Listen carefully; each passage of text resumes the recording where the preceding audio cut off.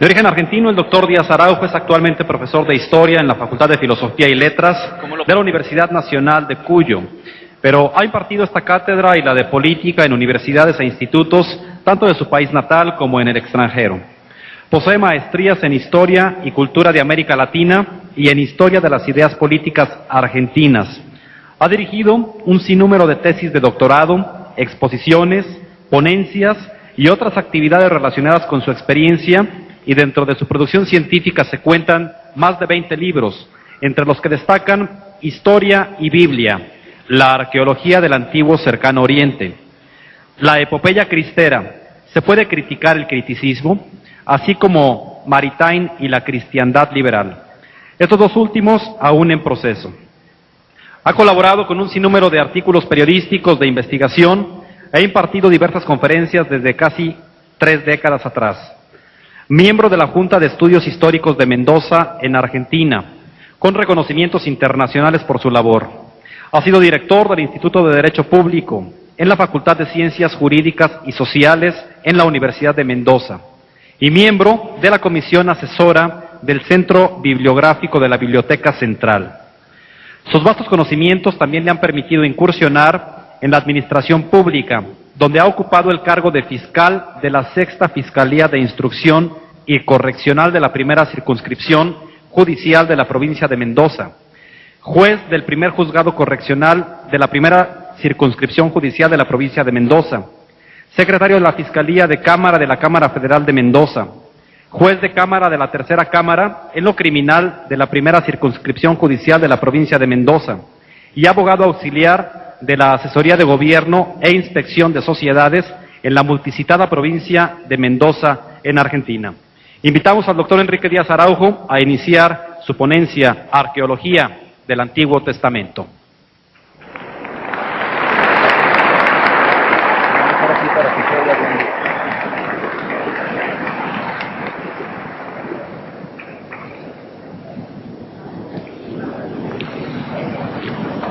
Autoridades, señoras, señores.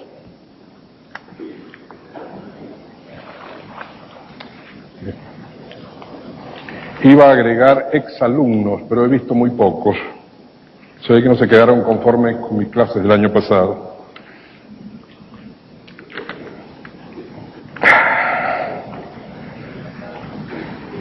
Después del tono vibrante y apasionado de la exposición de mi admirado y admirable amigo y compatriota, don Antonio Caponetto, yo voy a bajarles el tono.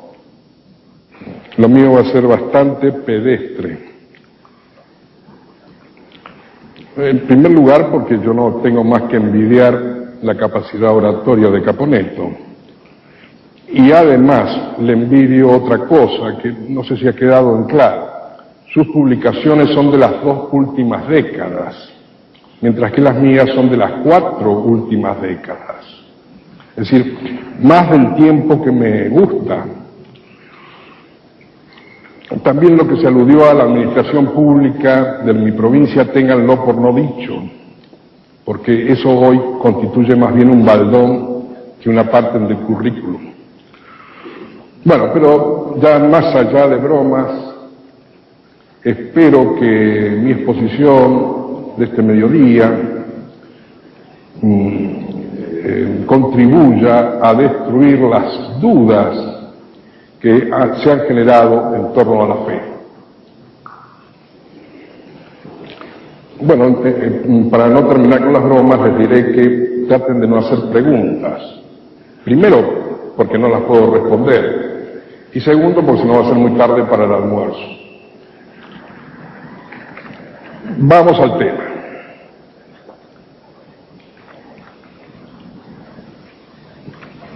Pongo 2 epígrafes. Uno,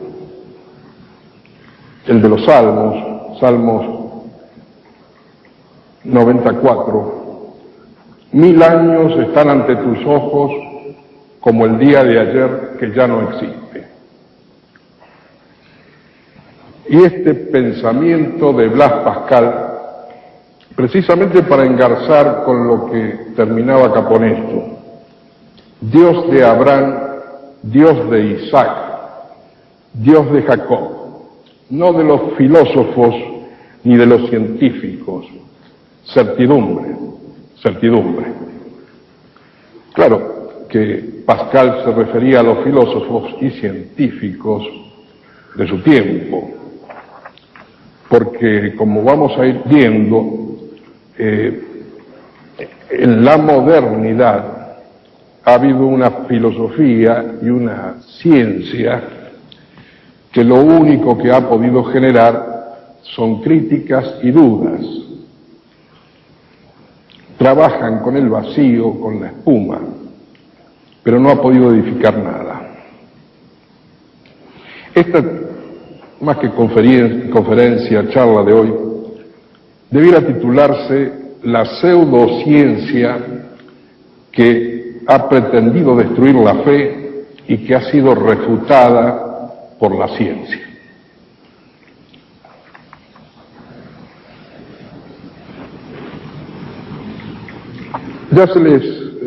Ya conocemos todos y suficientemente el sentido de las voces que acabamos de emplear: fe, ciencia, es decir, la aceptación, la adhesión del intelecto a la palabra de Dios fundado en la autoridad de Él, que no puede engañarnos ni engañarse.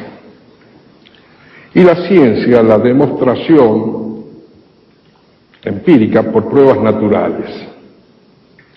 Pero hay todavía un campo intermedio que el Ken Gilson llama de lo demostrable, donde la fe incide sobre la ciencia y la ciencia sobre la fe, que es el que precisamente nosotros vamos a abordar, con vistas a evitar esos dos males que señalara también Caponesto, es decir, el del fideísmo y el del naturalismo o racionalismo.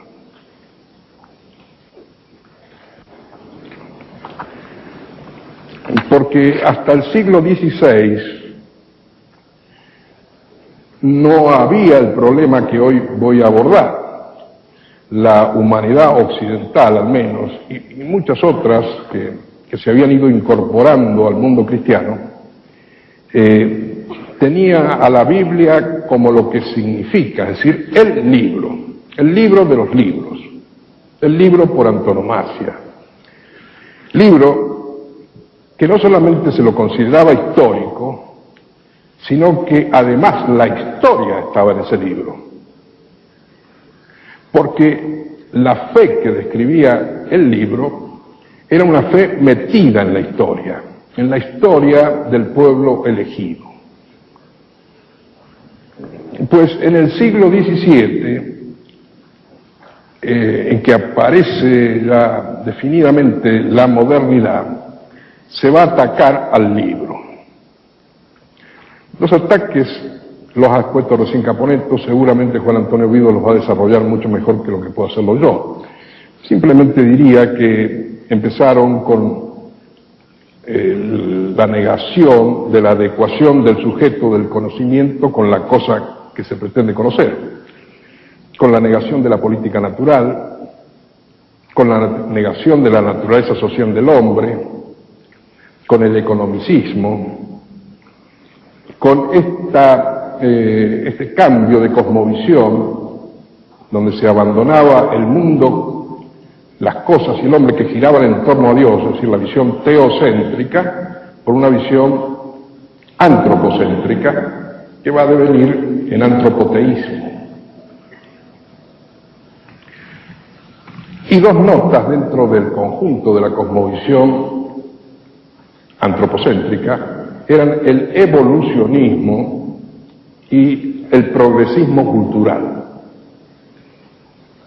El evolucionismo pretendía dar a conocer el origen del hombre a partir de otros animales.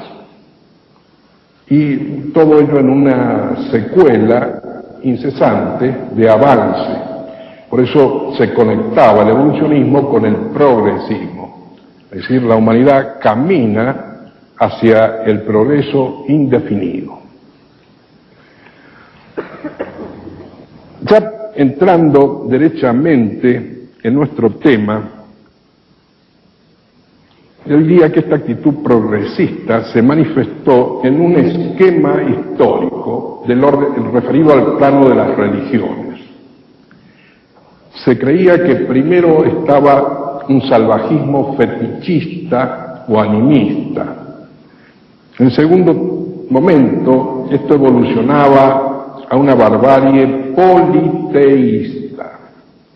El tercer momento era la aparición de la civilización monoteísta, de un solo Dios.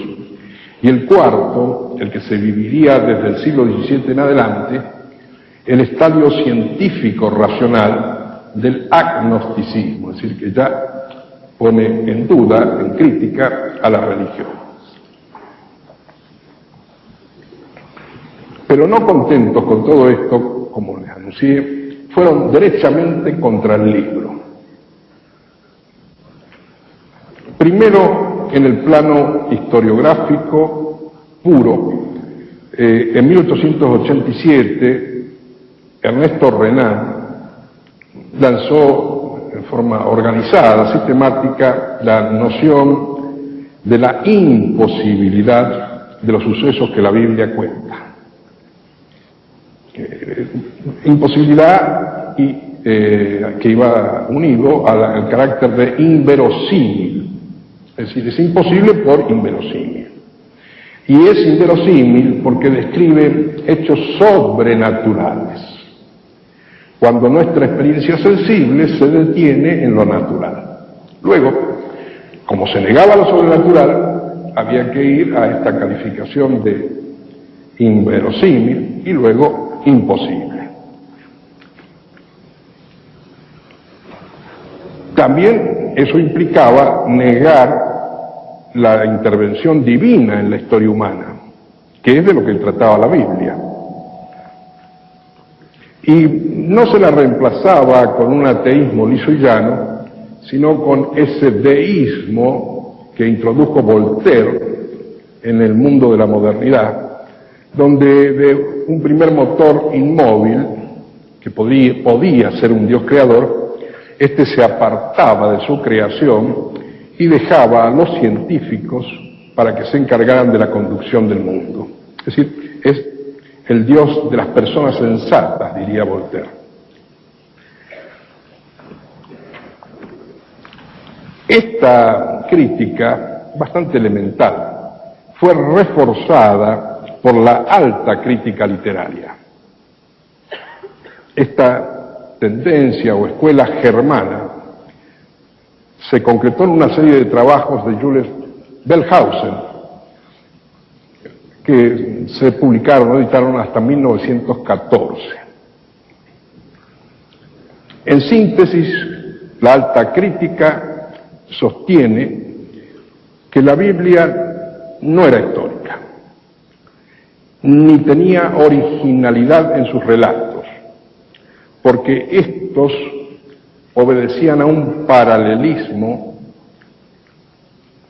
con otras culturas del Oriente cercano medio. Ahí van a ir viendo ustedes en las pantallas en la geografía donde nos vamos a ubicar, en la media luna de la creciente fértil que llamó Heródoto, desde las bases del Nilo al Golfo Pérsico. Entonces se decía que lo que la Biblia relata respecto del pueblo hebreo eran contactos sacados de los otros pueblos más importantes de la media luna de la creciente fértil o antiguo cercano oriente. Esto incluso llegó a una teoría más extrema llamada pan-babilonismo de Delitzsch en 1902. En lo que más nos interesa es que no se aceptaban los 5 primeros libros, es decir, el Pentateuco, sosteniendo que no eran históricos, sino que habrían sido escritos entre los años 587 al 598 antes de Cristo por los levitas bajo la dirección del profeta Ezequiel durante el cautiverio en Babilonia del pueblo judío, y que estos inventaron una epopeya con la finalidad de que el día que pudieran volver a su tierra se distinguieran de los cananeos, que con quienes disputaban el predominio en Palestina, estableciendo lo que hoy llamaríamos una identidad nacional. Acto seguido, la alta crítica procedió a desmenuzar los textos y encontró que habían 4 escuelas de copistas, una a la que llamó Yahvética, porque hablaba de Dios como Yahvé, o podía ser una subescuela como Jehová.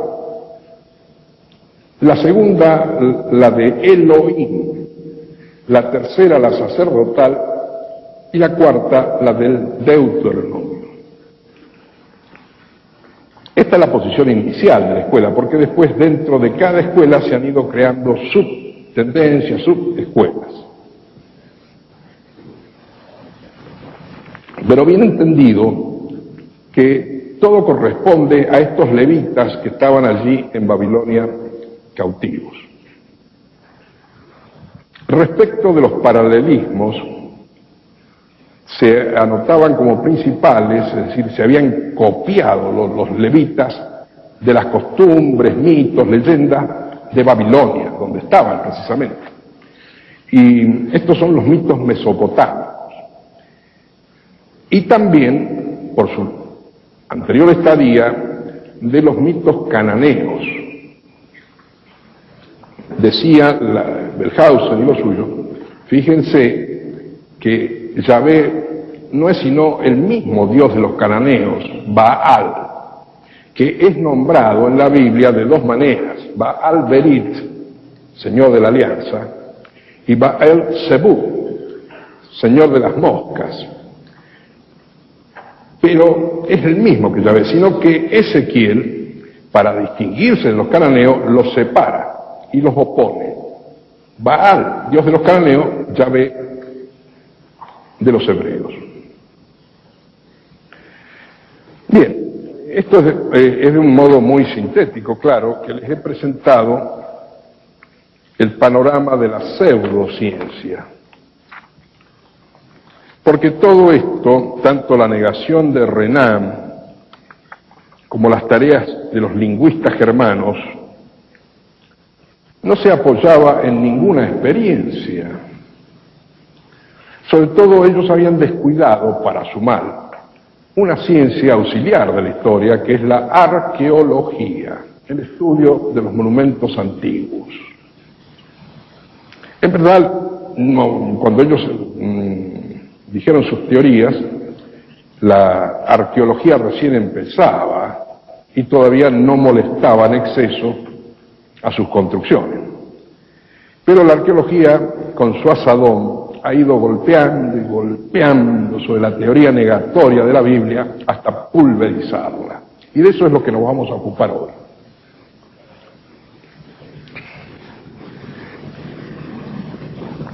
De lo primero que nos vamos a ocupar, de estos lugares que los arqueólogos han profundizado, allí donde los árabes encontraban los tel, o los turcos los tepe, es decir, montículos, que generalmente eran de arena, que tapaban antiguas ciudades.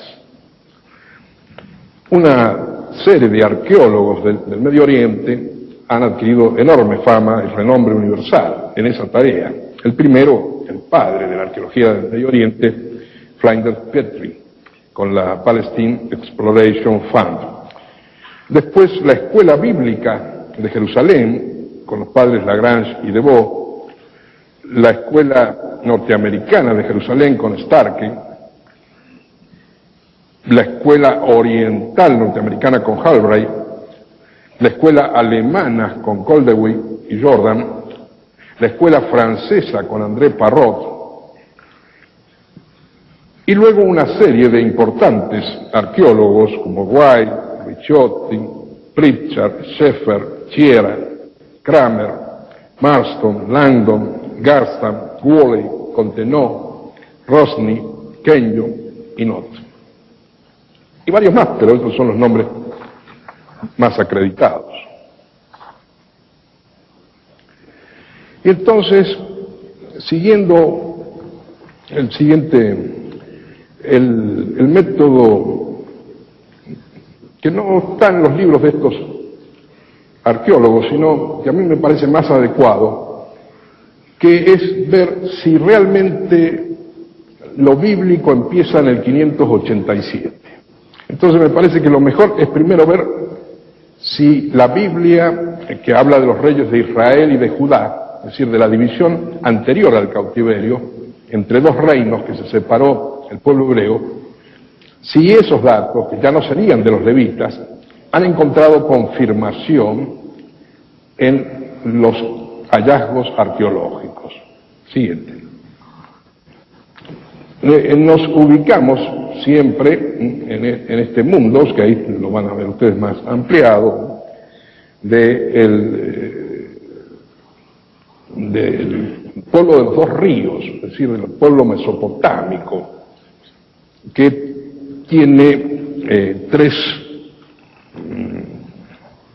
niveles: el alto del Kurdistán, con los hurritas y otros pueblos ajenos a nuestro interés; la Mesopotamia media, que es el alto Tigris, con Asur, Akkad, con las civilizaciones asiria y caldea; y la baja Mesopotamia, que es la que ya da al delta del Golfo Pérsico, con la civilización sumeria. Les adelanto que vamos a detenernos en Sumer, en ese Sumer que no solamente no tenía la menor noticia Renan, sino autores que todavía se siguen citando en nuestros textos universitarios, como Máspero y Lotz. No saben quién eran los sumerios. Ya vamos a ocuparnos de ello. Estábamos con los reyes de Israel y de Judá, que tuvieron conflictos con los reyes asirios, es decir, de esta Mesopotamia media. Los reyes asirios dominaron no solamente los dos ríos, sino que se expandieron hacia el Mediterráneo, tomando lo que era Fenicia, tomando Palestina, y llegando incluso en alguna oportunidad hasta Egipto. Estos reyes eran Teclat-Falasar primero, Asur-Nasipal, Salmanasar, Teclat-Falasar III, Sargón II, Sennacherib, Asarandón y Asur-Banipal. Y vamos con estos reyes desde el año 612 a.C. hasta el 1100 a.C. También, claro, que tenemos que computar a los reyes del imperio babilónico, acádico, Nabopolassar y Nabucodonosor, este último autor del cautiverio. Entonces nos empezamos a mover, pasen las imágenes, los templos, monumentos, obeliscos y sobre todo bajos relieves que se han descubierto respecto de la civilización asiria y de la civilización caldea babilónica. Y resulta que en estos monumentos que encuentran los arqueólogos, casi todos los datos de los libros de los reyes, incluido el de Samuel, están corroborados. Y algunos que no conocíamos por la Biblia, es decir, se ha abundado, sabemos casi en exceso ahora sobre los reyes, porque sabemos todo de los profetas anteriores al cautiverio, porque se han descubierto estas ciudades: Nínive, Corsabat, Nimrud, Asur, Kosh, Babilonia, Zil-Barzit, entre los años 1849 a 1956 después de Cristo, y en todas ellas, en los bajos relieves, se van aludiendo a los reyes hebreos.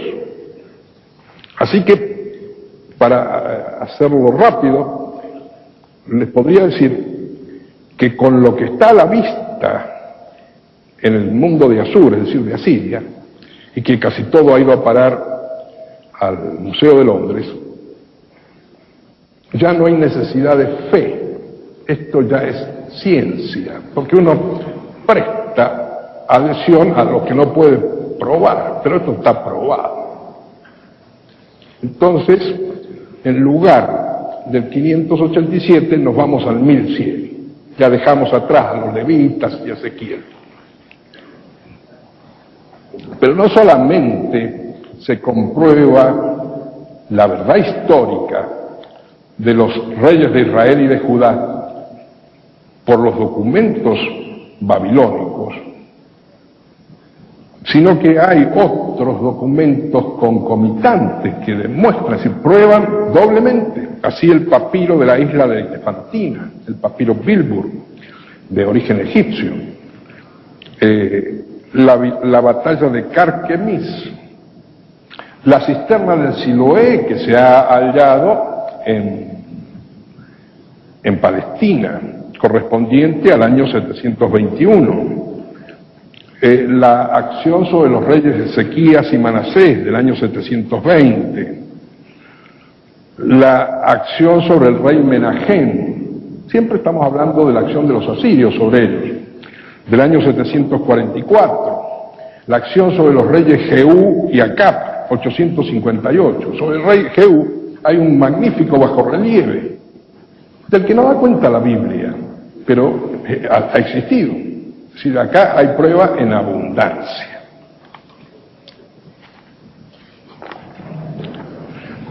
Pero podemos seguir más atrás.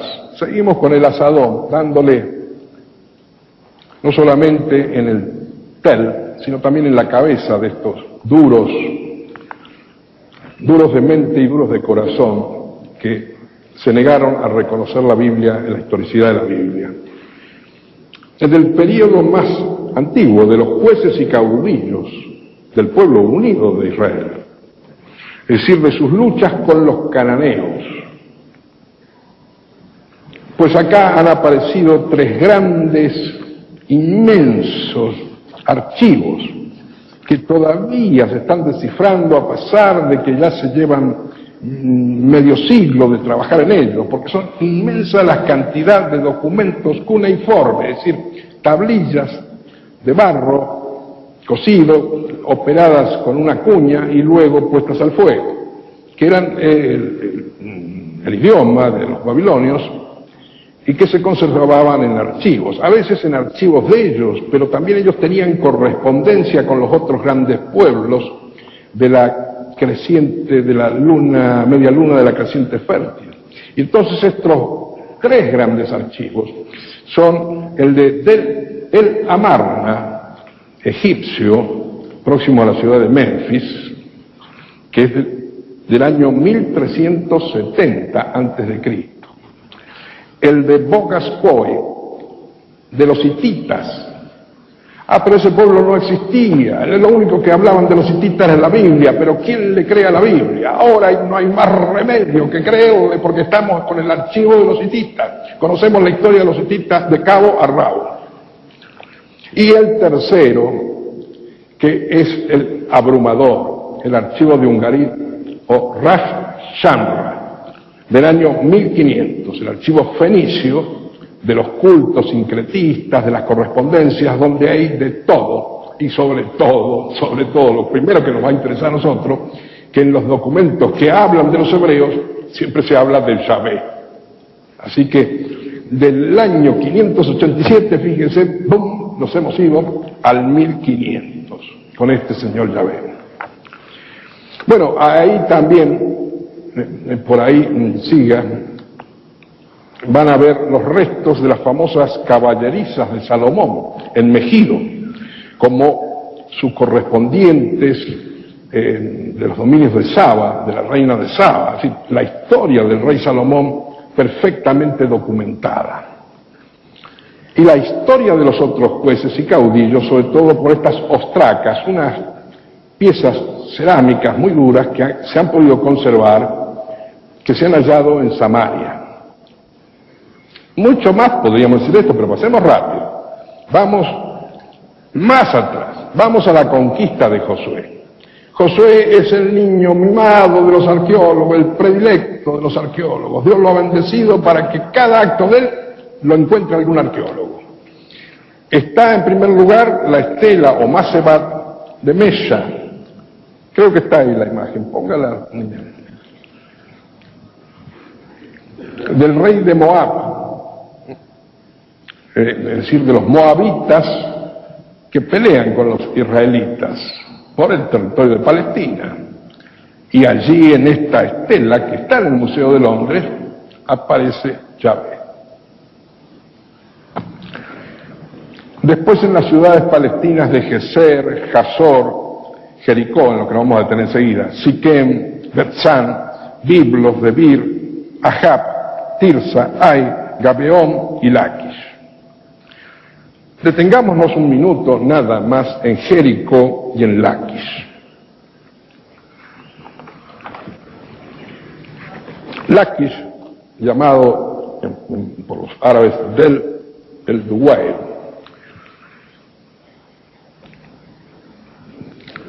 tiene un repertorio arqueológico inmenso, pero lo principal son las llamadas cartas de Laquish, sobre las que han trabajado varios arqueólogos, especialmente Starkey. Son del año 1262 a.C. En todas ellas se habla de Yahvé, como el Dios único de los judíos. No de Baal, Yahvé, ni de Baal Zebú, ni nada. Yahvé nomás a seca. También allí se han encontrado pruebas del alfabeto hebreo arcaico, que se corresponde con el descifrado en Ras Shamra, 1500, año 1500 antes de Cristo. Si, a esa época tenían los hebreos su escritura, porque uno de los argumentos más manidos de la alta crítica es que la Biblia no pudo ser histórica, porque los hebreos, que eran un pueblo de segunda o tercera dentro de la creciente, de la media luna, eran medio analfabetos. Entonces ellos no usaban escritura. Prácticamente la habrían aprendido en Babilonia en el 587. Pero acá nos encontramos que en el 1500 ya la manejaban. O sea que la conquista de Josué del 1000 al 1500 está absolutamente acreditada. Pero no solo eso, sino que les mencioné el asunto de Jericó. Ahí van a mostrarles algunas imágenes. No son esas, pero sí, esos son construcciones de Jericó. Ahí hay un problema tremendo. Un problema entre dos arqueólogos que ha llevado una discusión enorme, que no se cierra y tal vez nunca se pueda aclarar ya, entre Garstan y la señorita Kenyon, porque el primero de ellos aseguró que había encontrado las murallas exteriores de esta población palestina que fue tomada por Josué, caídas, no hacia adentro, como podría haber sucedido en el caso que se hubiera ido con arietes a voltearlas, sino hacia afuera y con una base de incendio abajo. Íntegran las murallas. Entonces, para desesperación de los partidarios de Renan, había que empezar a ver qué es lo que puede ser verosímil o no verosímil, porque la Biblia dice esa cosa tan inverosímil de pasar dando vueltas en torno a Jericó con las trompetas y detener el sol hasta que se caigan las murallas. Landon y Garston dicen, son esas las murallas, están intactas, ahí no ha habido ningún ataque con armas, de ninguna especie. La señorita Kenyon, que trabajó años después, ella en realidad,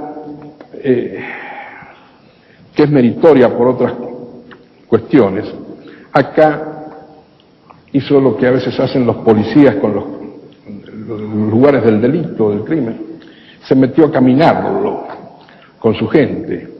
Ella buscaba y encontró rastros arqueológicos de una población muy antigua, de la Edad de Bronce, del 6000.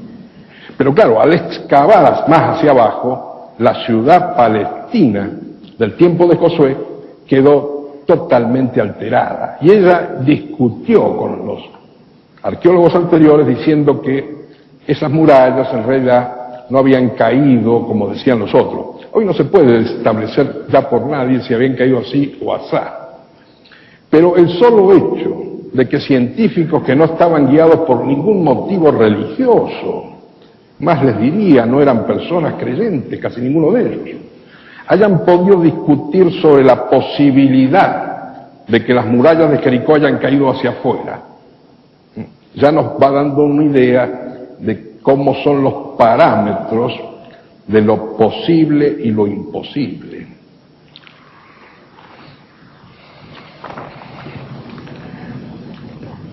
Así como Josué ha recibido tantas demostraciones, en cambio el periodo de Moisés, el periodo egipcio, es pobre en documentos.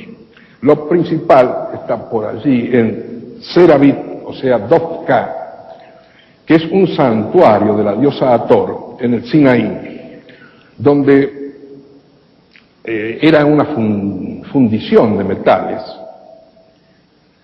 de los egipcios, y allí se encuentran escrituras semíticas, estamos hablando del año 1500 al 1600, que atestigua el paso del éxodo judío. Esto también está en el papiro Sinué, que da cuenta de este hombre que él, por sus motivos, se aleja de Egipto y va viendo a los judíos en su desplazamiento de años, de largos años, para poder asentarse en Palestina. También está la estela de Merneptah, en Karnak, Tebas, que habla del pueblo judío establecido en Egipto. El pueblo, no uno o dos habitantes, sino un pueblo.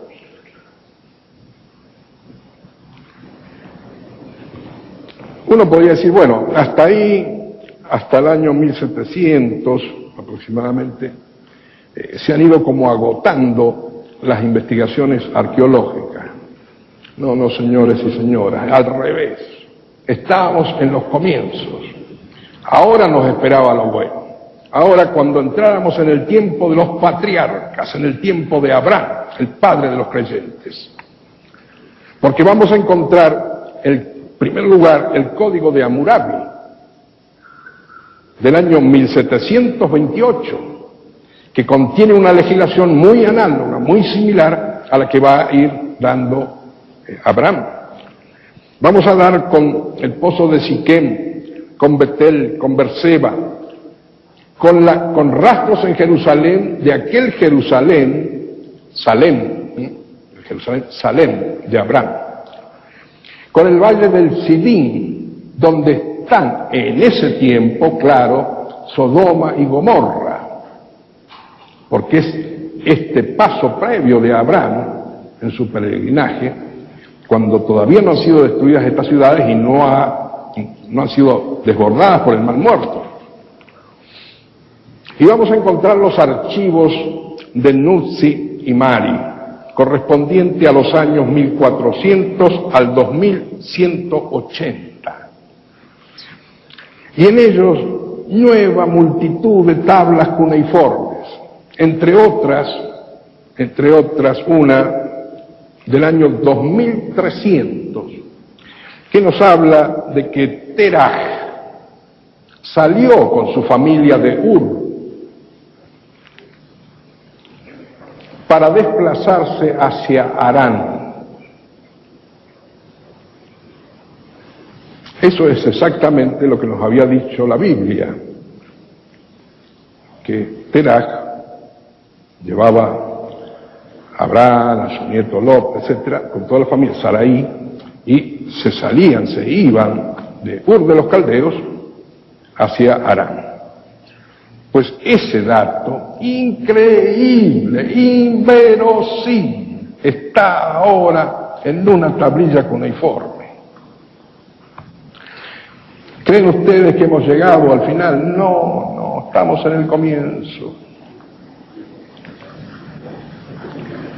Hemos dado, no ya con los pueblos babilonios y caldeos, que eran hasta donde sabían los señores de la alta crítica, y hemos entrado en los sumerios.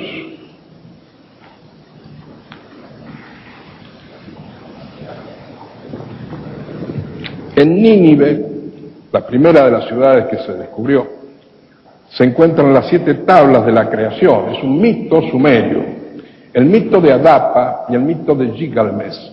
Ya vamos a ocuparnos de ello. En Uruk o Fara se encuentran referencias, mitos al gran cazador Nimrod. Está el Sigurat, o sea, un templo de 7 torres, llamado Templo Blanco, del año 3000. Otras ciudades sumerias son Larsa, Lagash, donde lo más importante es desde el punto de vista artístico, cerámico, porque allí hallamos un arte totalmente superior a los que le siguieron, a los pueblos que después vinieron, acádicos, babilónicos, asirios, medos, persas. Hay que ir a la Grecia de Pericles para encontrar esculturas como el Patesi de Gudea o la estela de los buitres. 5, es decir, que esto ya se rompe toda la idea de la secuencia evolucionista. No, resulta que el arte bueno era el primero, el arte mejor. En Nippur encontramos las leyendas de Enki y Siusudra. En Babel se encuentra. Y se encuentra una gran torre llamada Etemenanki, Casa de la Puerta del Cielo. En Fara, año 1800, hay también importantes referencias que vamos a ver. Jabur nos depara ya otro asunto más grave que ya voy a pasar a considerar.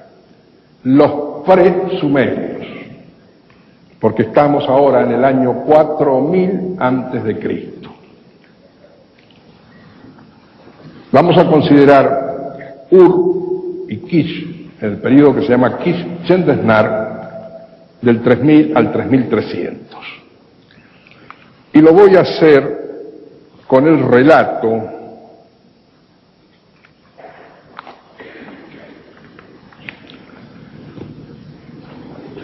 de este explorador norteamericano,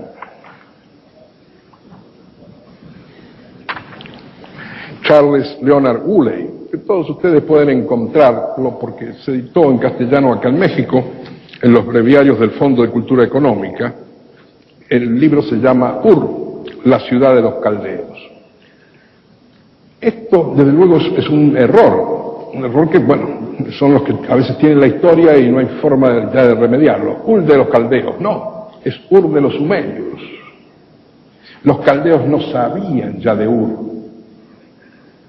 Por eso ahí es uno de los pequeños problemas que tiene la alta crítica. ¿De dónde demonios sacaron los levitas de Ezequiel la palabra Ur? Si a esa época, el 587, nadie sabía de Ur. Había quedado enterrada Ur. Nadie hablaba, ningún documento del tiempo babilónico hablaba de Ur. Ur es una ciudad sumeria.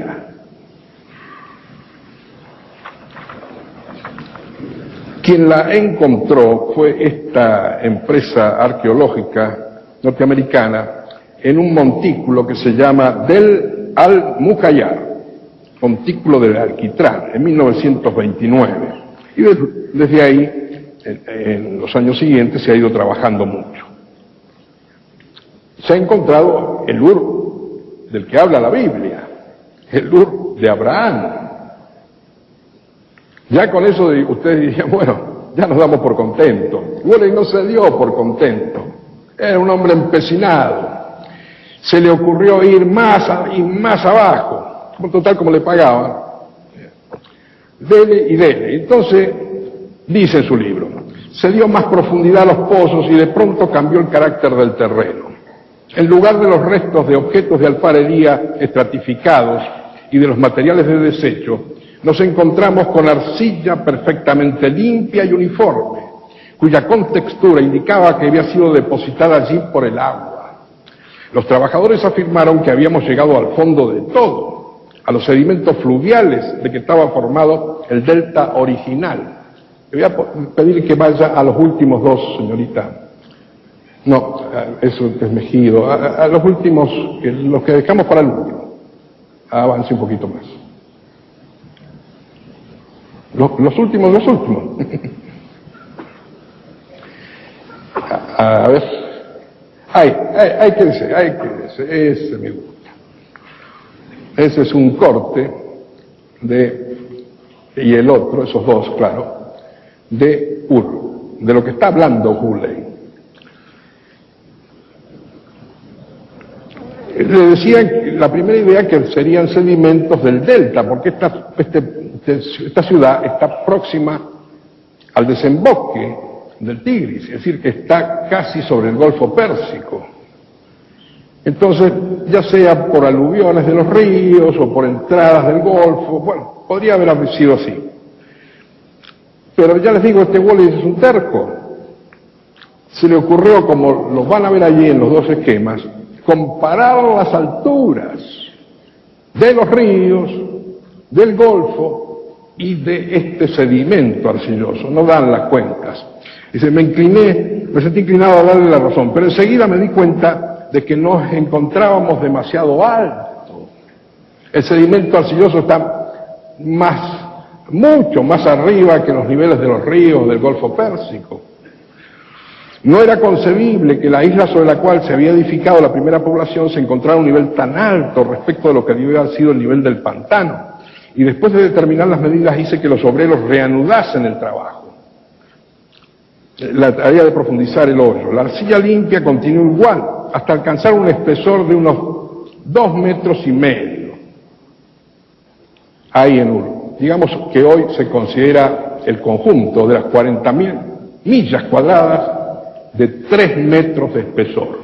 Pero este es el primer lugar donde se encontró. Entonces, tan repentinamente como había empezado, se acabó la arcilla limpia.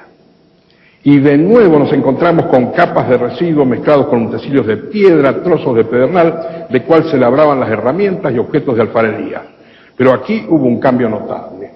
En lugar de los cacharros que habíamos encontrado encima de la arcilla y en las tumbas, aparecían ahora fragmentos de los objetos hechos y pintados a mano, característicos de la aldea presúmera de El Ubaid.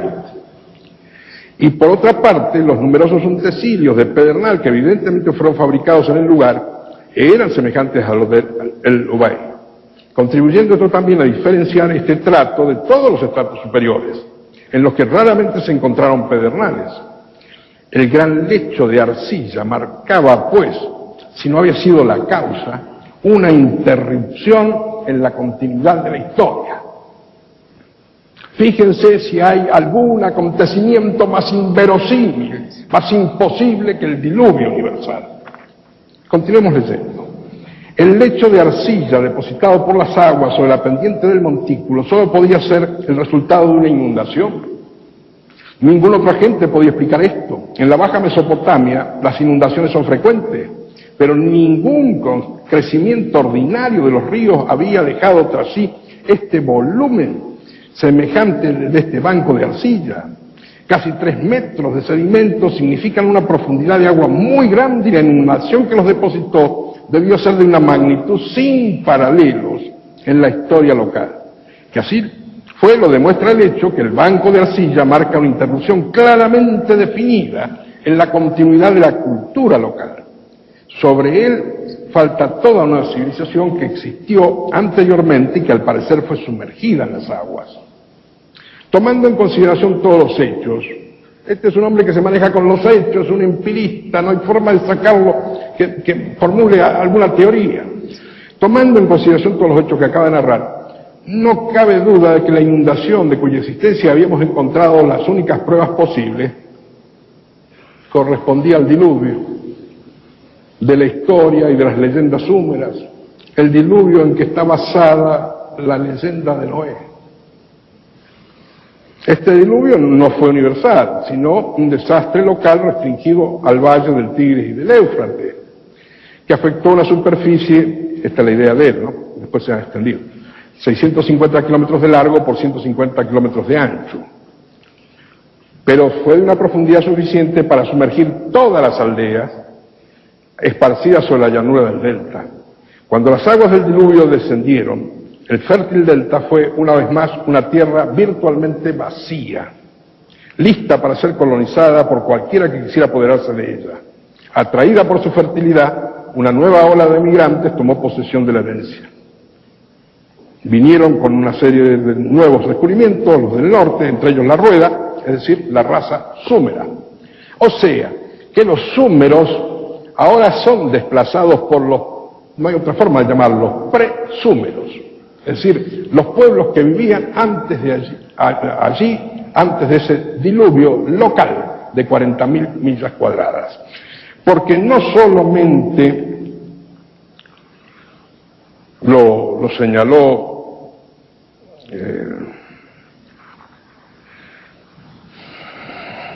Cole en Ur, sino que, como les dije, en Jabur, en Kish, otros arqueólogos de inmediato encontraron los mismos rastros.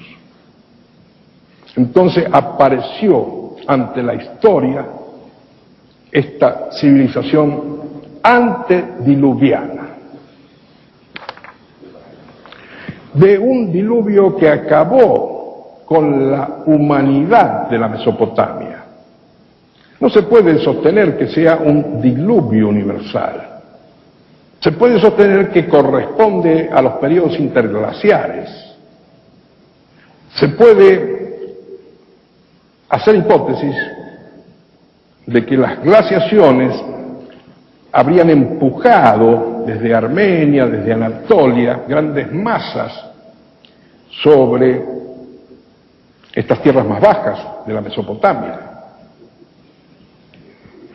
Lo cierto es que todo el valle de los dos ríos quedó sepultado.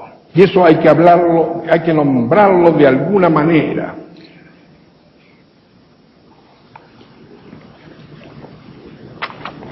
Los arqueólogos hablan del periodo, como les dije, Yendesnar, o prediluviano. Y un arqueólogo, que yo creo que es el más ateo que he conocido en mi vida, que es el comunista inglés, Gordon Childe, dice, Eridu, que es una de las otras poblaciones que se van a encontrar en dice, parece ser el paraíso natural, el Edén original. ¿Por qué? Porque encuentra toda la cantidad de plantas, etcétera, que se describen en la Biblia.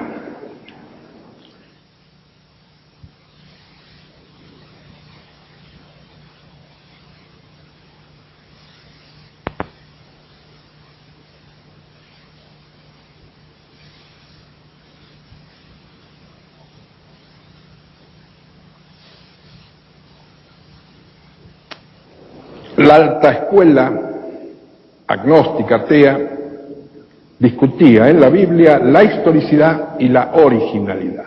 Todo lo habrían copiado de los caldeos al tiempo que estaban allí en el cautiverio. ¿Y qué argumentos usaban? Esto de que hay, por un lado, se lo llama a Dios Elohim, por otro, Yahvé. Bueno, pero es que en la Biblia está explicado esto. Porque Elohim es Él, es decir, Dios, creador. Es el nombre que tiene Dios hasta el momento que se le manifiesta a Moisés en la zarza ardiente. Y entonces, ante la pregunta de Moisés, le dice: yo soy el existente, Yahweh. No hay contradicción alguna entre el existente, que es así mismo se llama, y el modo de llamarlo que tenían los judíos y los otros pueblos, porque esta expresión él es común a todos. La tontería de Jehová, entonces, bueno, eso se ha sido desbaratado fácilmente, ¿no es cierto?, porque eso es agregar sobre el tetragrama de consonantes las vocales de Adonai. Y de ese modo daba esta forma de tratar a Yahvé con mayor respeto, es decir, sin aludirlo directamente. También, hablando de respeto, no se planteó la alta crítica de estos sabios germanos: ¿por qué ningún judío de la época esa mitológica se llamó Isaac, Abraham o Jacob? Qué casualidad. Lo otro son estupideces de la alta crítica, porque equivoca las advocaciones de Dios. Dios el Altísimo, como lo llama Melquisedec, u otras expresiones, que no son dioses diferentes en la Biblia, sino son referencias adjetivales hacia Dios.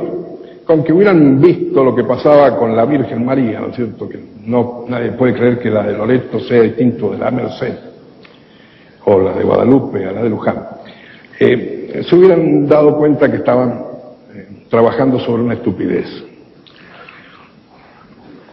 Pero ellos tienen un problema óptico, un poco como el mío, son miopes. Donde hay semejanzas ven diferencias, donde hay diferencia ven semejanzas. Entonces, por ejemplo, ¿hay semejanzas en la ley mosaica? Claro que sí. Como ley, como derecho, es similar al Código de Hammurabi. Lo que nos muestra, nos prueba la historicidad de la Biblia. Pero ellos ahí no ven eso. Y entonces, lo que quieren es suponer que todos estos descubrimientos muestran el plagio, la copia que hizo Israel de estos pueblos que hoy están acreditados en su existencia. Bueno, entonces ahí vamos a las diferencias, porque todos estos textos que enseguida vamos a ver son teogonías, cosmogonías. Ninguno es una teofanía, es decir, una relación de un Dios monoteísta, único, espiritual, celoso, sin imágenes, un Dios que opera en la historia. Los otros dioses son dioses de la naturaleza, dioses cósmicos, personificados, representados con imágenes iconográficas, dioses intemporales, abstractos, no son históricos. Y esta es una gran división que llega hasta nuestros días, porque yo conozco curas que dicen: Abraham no interesa, es un personaje de leyenda, lo que interesa es qué haría hoy Abraham. No nos interesa como padres de los creyentes, si son analfabetos históricamente. Entonces, como no quieren tomarse el trabajo de ver el Abraham histórico, dicen que no interesa su historia. Bueno, así han transformado la religión en una religión como la de los medios, abstracta. Y no puede ser transmitida sino como se nos dio, es decir, por la historia, porque este Dios del pueblo elegido que nos llega a nosotros, los cristianos, es el alfa y el omega, es decir, está a través del tiempo. No puede ser un Dios abstracto e intemporal. Bueno, pues esto que son las diferencias no las ven. Nosotros sí tenemos que marcar que no hay sincretismo entre una religión y otra con Canaán. Lo que hubo fue sincretistas, que es muy distinto, pero la Biblia habla de eso, de los castigos que los profetas y los jueces y demás aplicaban a los israelitas que se pasaban al culto cananeo, al culto de Baal-Zebub, el dios de las moscas, que lo decían ellos despectivamente, porque era un culto obsceno y tenía gran tentación sobre el pueblo de Israel. Pero eso era tremendamente castigado. No quiere decir que las religiones se unificaran. Si hoy estudiaran a nuestros pueblos cristianos de Hispanoamérica, no sé qué terribles conclusiones sacarían, porque cualquiera de nosotros conoce a católicos rockeros o cosas por el estilo. Entonces ya no sé, se mezclaron las culturas, no, se mezclaron los sujetos. Este Dios del pueblo de Israel es un Dios histórico, con una continuidad en el tiempo y hacia su fin, que es la Omega. Y va a tomar esa personificación en el Pentateuco, pero sin imágenes. Es un Dios celoso, no permite el sincretismo, no permite el panteón, porque hablan del panteón cananeo. Como en Ras Shamra, ahora no pueden discutir con Ras Shamra la historicidad, porque a esa época tan lejana aparece la religión hebrea, junto con otras, porque los cananeos, como luego los romanos y demás, eran tolerantes, es decir, no creían en nada. Y entonces admitían que allí se celebraran cultos para Yahvé, como para Baal, para lo que fuera. Entonces ellos dicen que si allí en Ras Shamra están todos, es porque todos eran igualmente sincretistas. No, los hebreos condenaban el sincretismo. Bien, pero mostrado esto, vayamos a lo otro, es decir, a las aproximaciones que la historia de la creciente fértil nos muestra. En las epopeyas de estos pueblos que recién les mencioné, nos hablan de tres cosas estas epopeyas: de una primordial edad de oro, de una caída de la humanidad por un pecado y del diluvio. Estos mitos, como lo dice Mircea Eliade, al narrar hechos sagrados son reales. Si narraran hechos profanos, eran falsos. Esa es la distinción que los pueblos orientales hacían sobre sus mitos.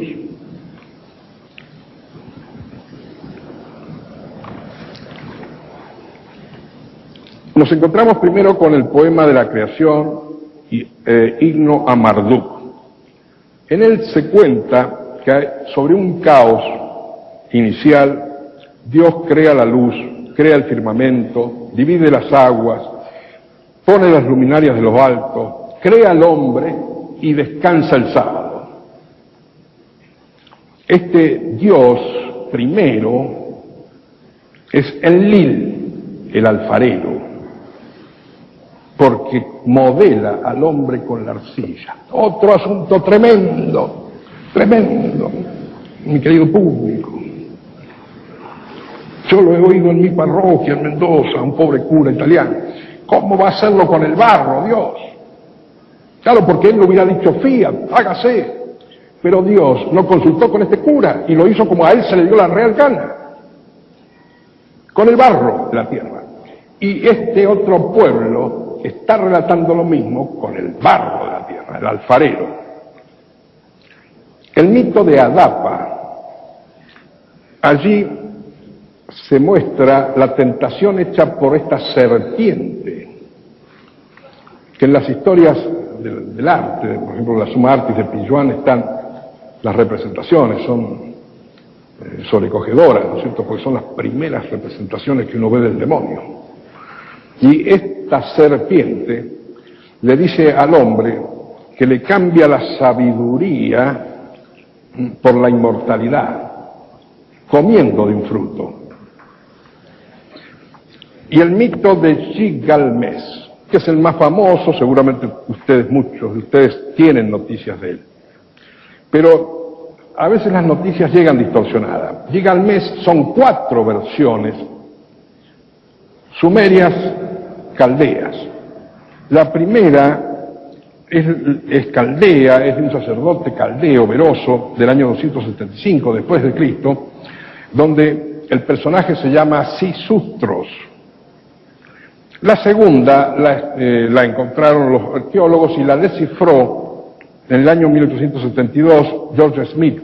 Está en el Museo de Londres. Es asirio-babilónica y se llama allí al dios Ustas, Utnapishtim. La tercera es de Astrahasis, es encontrada en Nippur, es versión sumeria, por Hilprecht. Y la cuarta, que es la que más nos importa, descubierta por el arqueólogo alemán Arno Pöbel, también en Nippur, también sumeria, habla de Siusugra. ¿Por qué les digo que hay que ver las cuatro versiones? Porque la más divulgada, que es la primera que se encontró y la segunda, son definidamente politeístas, mientras que las dos más antiguas son semipoliteístas o casi monoteístas. Y que esto es lo que uno va encontrando a través de la arqueología. En lugar de la evolución, estamos viendo una evolución al revés.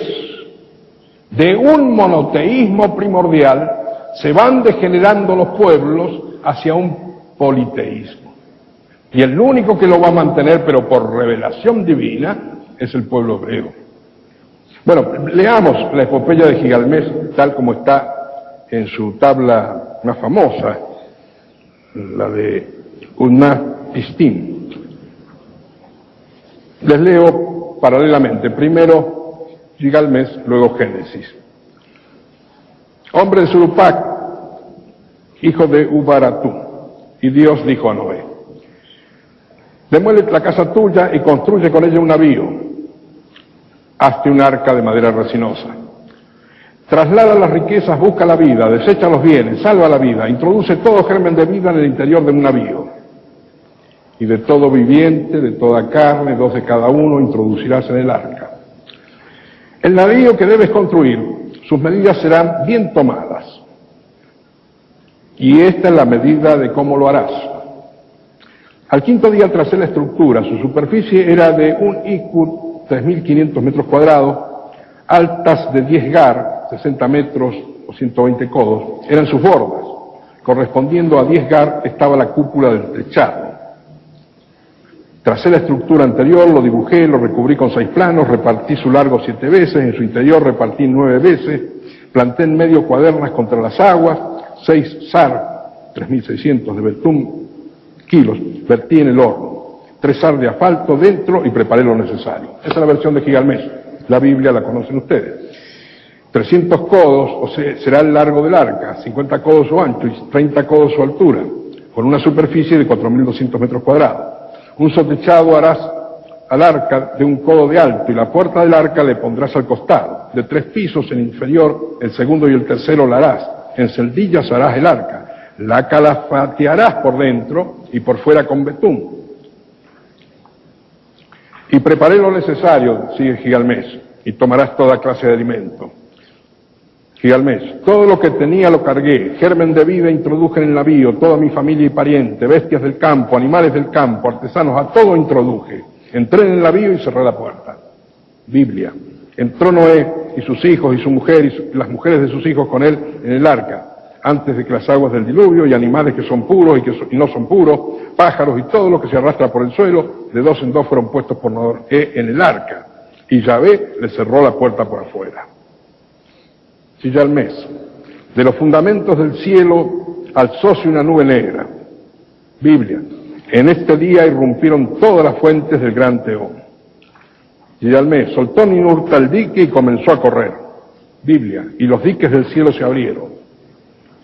Gigalmés: 6 días y 6 noches, corre el viento, el diluvio, la corriente extermina la región. Biblia: fue el diluvio de 40 días sobre la tierra, las aguas subieron muy mucho sobre la tierra y recubrieron los más altos montes que estaban bajo los cielos.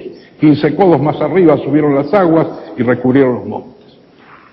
Gigalmés: todo el género humano habíase vuelto barro, parecido a un techo habíase vuelto el campo.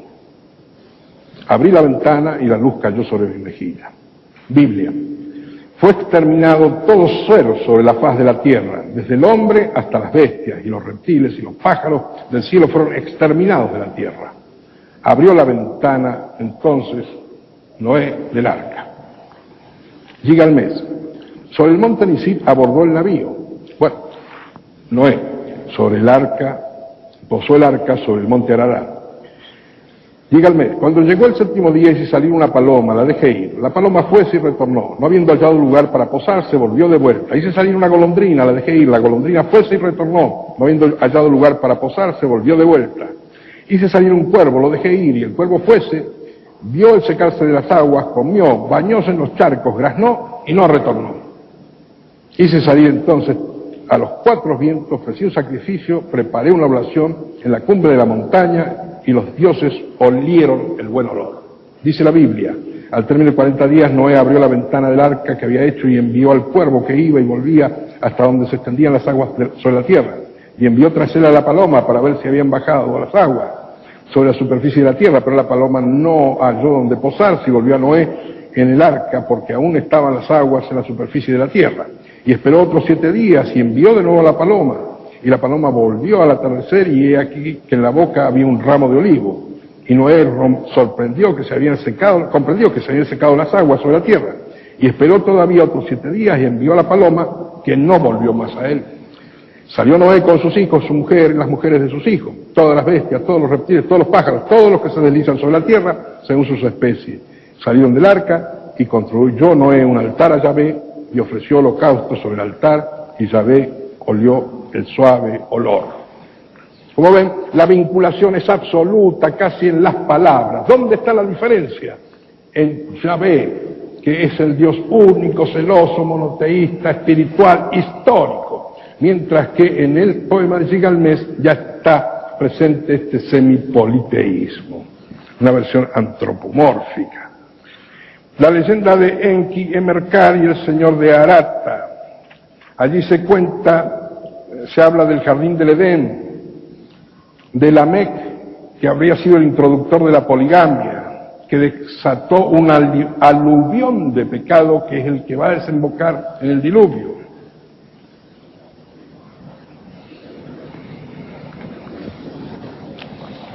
En estos mitos hay rastros de monoteísmo, no todo es semipoliteísmo. Por ejemplo, en el prisma Well-Blandel, que estudió Edward Quiera, allí se habla de un solo Dios en los presumerios. Se relaciona con el sedimento arcilloso el diluvio. Esto lo estudió Langdon, ha sido discutido por los otros arqueólogos, pero dice Langdon: temo no convencer a nadie al decir que en lo referente a la religión súmera, el monoteísmo precedió al politeísmo y la creencia en espíritus buenos y malos. La prueba que aporto y las razones que aduzco a favor de semejante conclusión, tan contraria a los puntos de vista aceptados por el mundo, han sido establecidos con el mayor cuidado, tomando en cuenta los argumentos de la crítica adversa. Con la fe más profunda afirmo que mi conclusión proviene del estudio y no es el resultado de una hipótesis temeraria. A mi parecer, la historia de la religión más antigua de los hombres revela una rápida inclinación del monoteísmo al politeísmo, y de ahí al extremo politeísmo, y a la extensión de la creencia en los espíritus del mal. En el sentido más absoluto, es propiamente una historia de la caída del hombre. Todas las tribus semíticas parecen haberse iniciado con la creencia de una divinidad única que tenían por el creador de su pueblo. Esto lo dice un arqueólogo inglés, no es un hombre creyente, son sus conclusiones.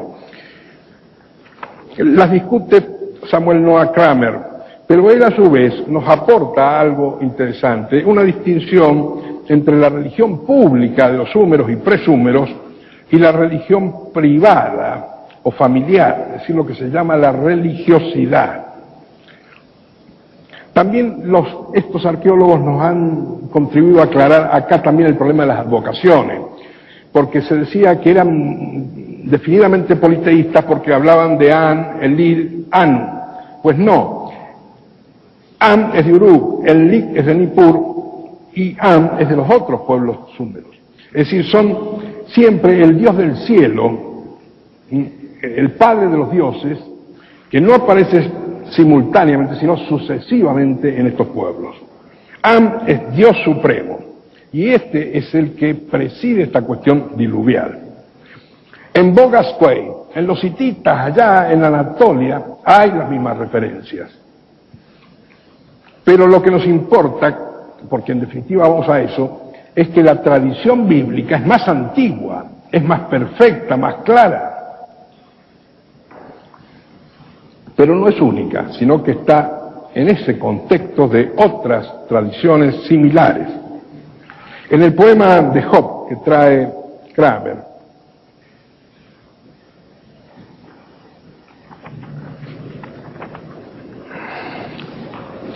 se dice, presúmero, jamás niño sin pecado salió de mujer, jamás existió un adolescente inocente desde los más remotos tiempos.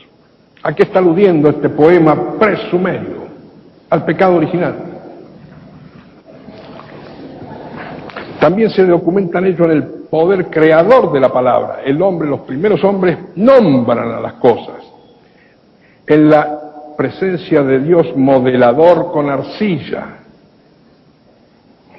Y esa glíptica que, como les decía, es sobrecogedora, donde los seres buenos son los ángeles, nombrados con su nombre, ángeles, y los demonios, que son dragones.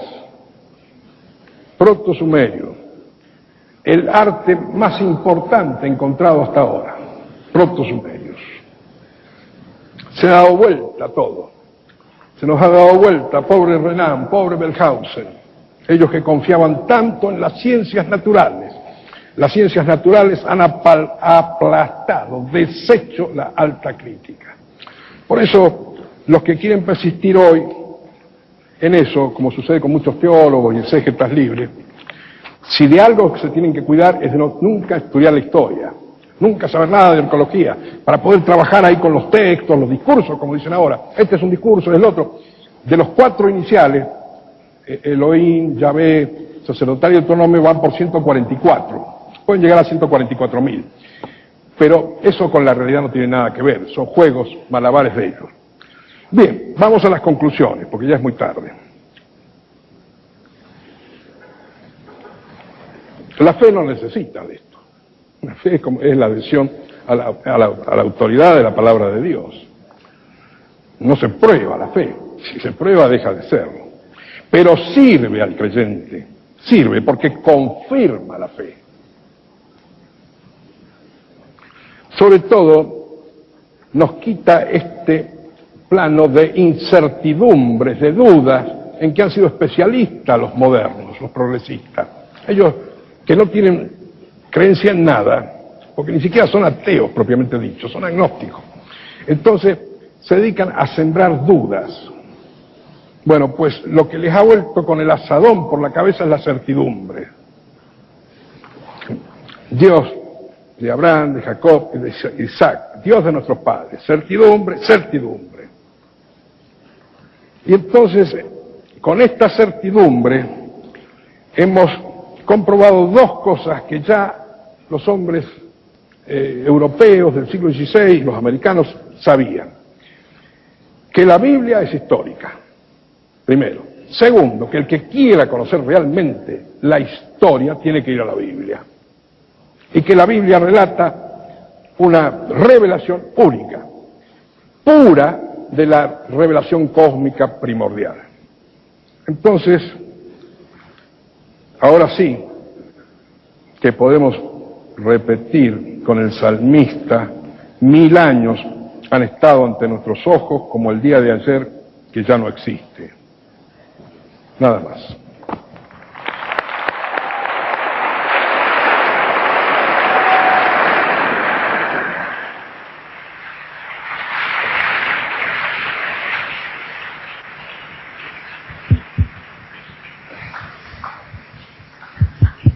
Y la Biblia tenía razón, y la Biblia tiene razón. Tenemos muchísimas preguntas muy importantes. Sé que algunos de ustedes probablemente por la hora tuvieran que salir. Les pido que lo hagan en silencio, porque indudablemente lo que van a escuchar ahora de las preguntas que vamos a mencionar son preguntas muy importantes. Empezaré a hacerles algunas aquí al doctor, que sé que probablemente pueda contestar todas estas 3 primeras rápidamente. ¿Se ha encontrado el arca de Noé? ¿En qué lugar del mundo se encuentra ubicado el paraíso descrito en el Génesis? ¿Desde qué momento el hombre es primer poblador de la tierra? ¿Quién fue Adán y los restos de los seres en la evolución del hombre? Yo he evitado constantemente el concordismo. Les dije, por ejemplo, que de Moisés, el gran caudillo de Israel, no hay rastros, sino muy indirectos, del paso del Éxodo. Pero no se lo nombra a Moisés. Sino por el terreno de concordista, que algunas sectas son muy adeptas a eso, podríamos ir a ver cómo se secó el agua del Mar Rojo, cosas por el estilo. Simplemente sabemos que son cosas misteriosas, milagrosas. Si Dios se las ha revelado al escritor inspirado, habrán sido así. Pero no podemos creer que vamos a encontrar 3.000, 4.000 años después rastro de todo. Eso del arca de Noé, ha habido quienes decían que durante la Primera Guerra un avión ruso había fotografiado en el monte Arafat, el monte de Armenia, los restos del arca. No hay tal cosa, es decir, las pruebas en todo caso han desaparecido. A lo mejor no es, yo no creo que nada de esto sea imposible. Lo que no, tampoco puedo prestarme a una apología barata y entonces estar creyendo que todo. No he dicho yo que el Edén se haya comprobado. Lo dice el Gordon Childe, referido a esta desembocadura del delta, en lo que hoy se llama Basora. Todo esto se desarrolla en Irak actual. Y en ese pueblo de Basora, que es donde confluyen el Tigris y el Éufrates, de los que habla la Biblia, allí podría hipotéticamente haber existido el Edén, pero yo no tengo autoridad ninguna para sostenerlo. No recuerdo la tercera. Bueno, hubo un pastor protestante inglés que se le ocurrió hacer echar cuentas hacia atrás y puso una fecha muy precisa. Por eso de los concordismos, de tomar todas las palabras de la Biblia en sentido literal. Sí, primero y principal, esto no se puede omitir, un sentido literal histórico propiamente dicho, pero también hay un sentido literario y hay sobre todo un sentido religioso. Y hay entonces en el plano literario que conocer las expresiones de este pueblo semítico. Por ejemplo, la expresión años no indica lo que nosotros tomamos hoy por año. De modo que estos años pueden ser siglos. No se pueden hacer cuentas fáciles y falsas a partir de nuestros modos cronológicos de fechar. Yo lo que he dicho con la arqueología es que se ha llegado ya al periodo de 4.000 años antes de Cristo. Allí hay escritura. Las dinastías de los reyes presuméricos, que se las tenía por un disparate, porque se les ponía muchísima edad a cada uno de estos reyes, resulta que son como los de los reyes antediluvianos de la Biblia, todos como Matusalén. Pues ahora se han encontrado cerámicas de muchísimo tiempo, digamos 200 y más años, que aluden al mismo rey. Está reinando la misma persona a través de 200 años. Es decir, que la duración de la vida tampoco es la misma que tenemos nosotros. Bueno, la de ustedes puede ser más larga que la mía, yo ya he vivido el exceso. No puedo incursionar en ese terreno porque uno entra en la ciencia ficción.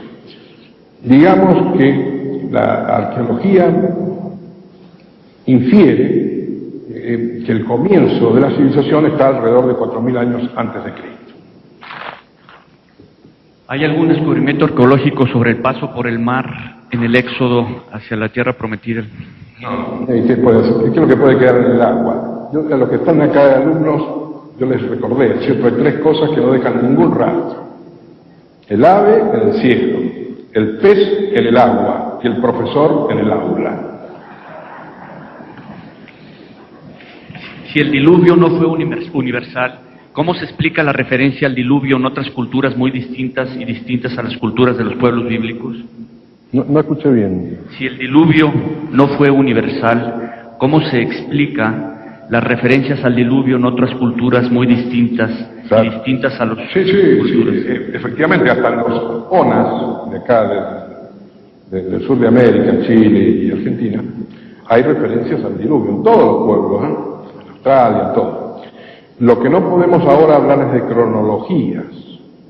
La raza neandertal fue arrasada por las glaciaciones. No se está en condiciones de establecer un paralelo entre esos sucesos universales y este suceso regional.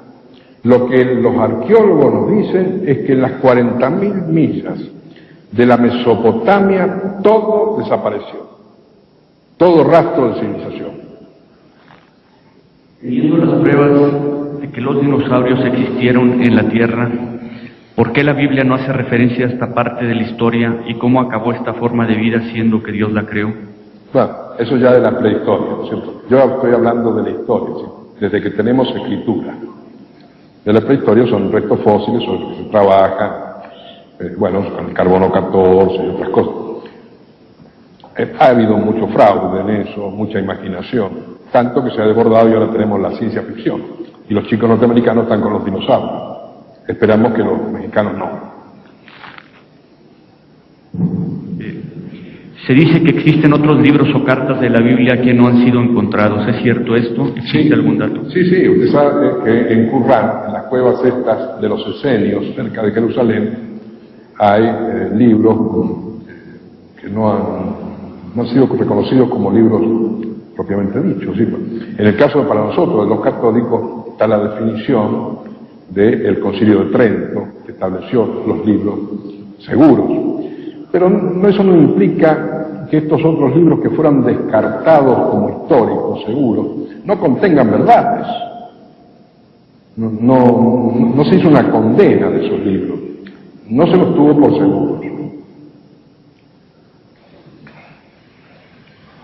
Hay una que no queda muy claramente escrita, pero trataremos de explicarla. Dice, es innegable el desarrollo de la ciencia, como son la evolución humana, con los restos de los antiguos seres, como el Pithecanthropus y el Homo sapiens. ¿En qué momento de la historia se dice a imagen y semejanza de Dios al hombre? Bueno, insisto que yo he hablado de historia, ¿no? En otra ocasión, que me paguen acá en la universidad, vengo y les hablo de prehistoria. Así no agotamos el tema hoy. El Pithecanthropus es un gran macanazo, ¿no es cierto? Supuesto hombre eslabón perdido de Java. Fue el autor, Haeckel, el eslabón perdido, de Dubois. Está lleno de mentiras eso. Hay algunas cosas ciertas, sobre todo las más recientes, de los hombres del África del Sur. Pero lo otro, lo que andaba el padre Teilhard de Chardin allá en Inglaterra, o Chukutien en la China, todo eso son mentiras. No hay por qué relacionar una cosa con otra. Si esos homínidos existieron, no existieron, es como los audios, entonces es un problema aparte. Acá tenemos probado, porque no es el plano de las hipótesis, sino de las pruebas de la ciencia, las pruebas científicas, probado el comienzo histórico de la humanidad. Comienza en Sumer la humanidad. La humanidad, el Homo sapiens, como lo conocemos hoy, y mejor que hoy. porque habría que ver si alguno de nosotros es capaz de hacer estos patesis en escultura con perspectivas en mármol.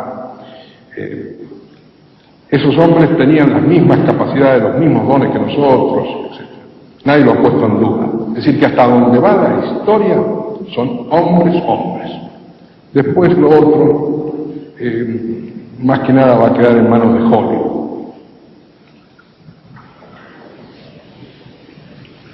Hay más preguntas, pero por obviedad del tiempo No hay hora de comer, me remito a leer rápidamente la relatoría.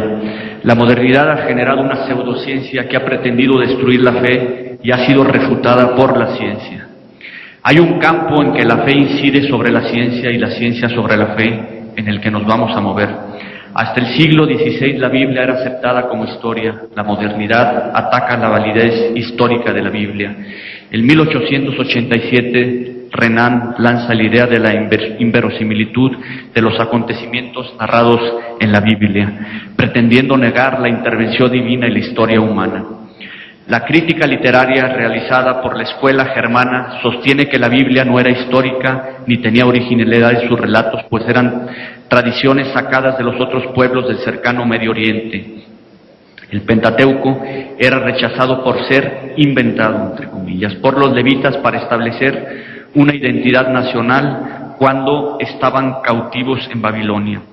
Esto es el panorama de la pseudociencia. Ni Renan ni los germanos se apoyaron en la ciencia o ignoraron la arqueología. En los monumentos encontrados de la época sargónica, casi todos los datos de los libros de los reyes se han corroborado de manera perfectamente científica.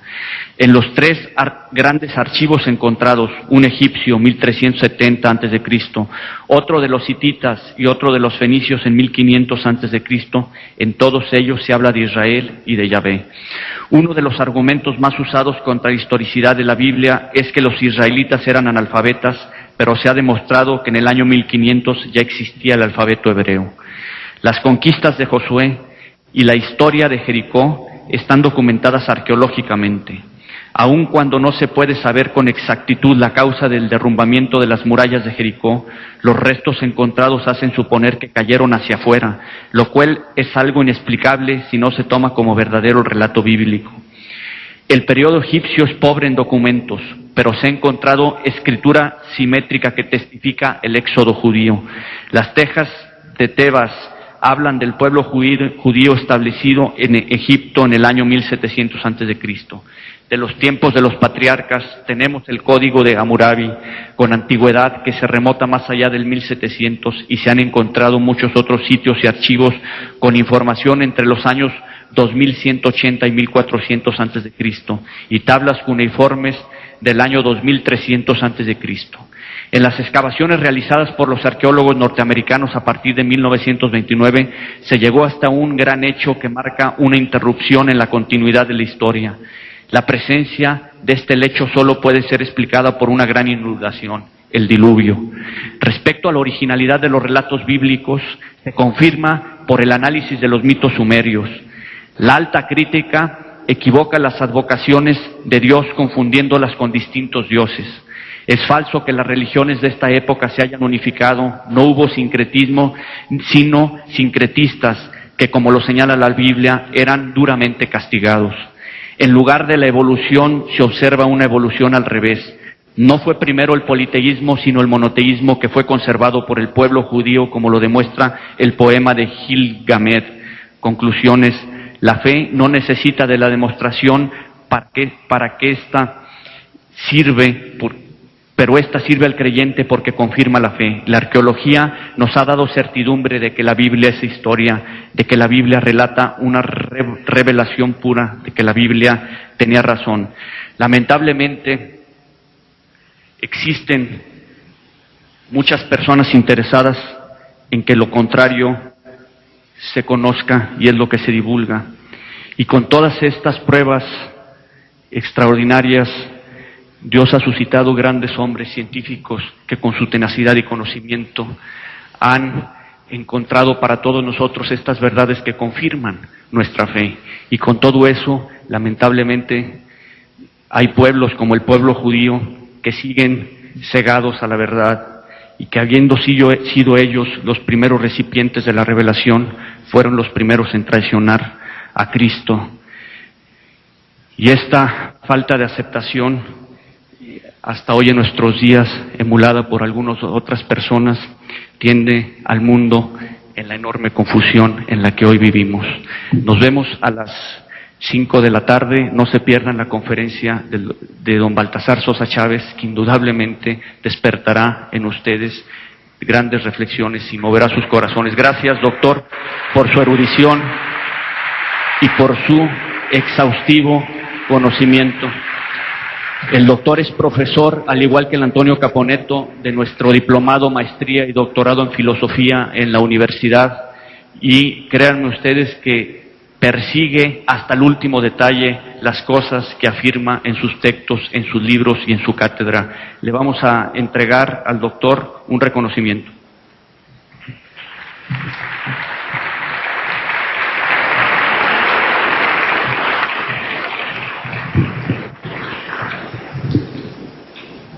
Dice así: la Universidad Autónoma de Guadalajara y la Federación de Estudiantes de Jalisco otorgan el presente reconocimiento al doctor Enrique Díaz Araujo por su valiosa participación en el Foro Internacional Fe y Ciencia, Creo para Comprender, celebrado del 9 al 11 de octubre del año 2000.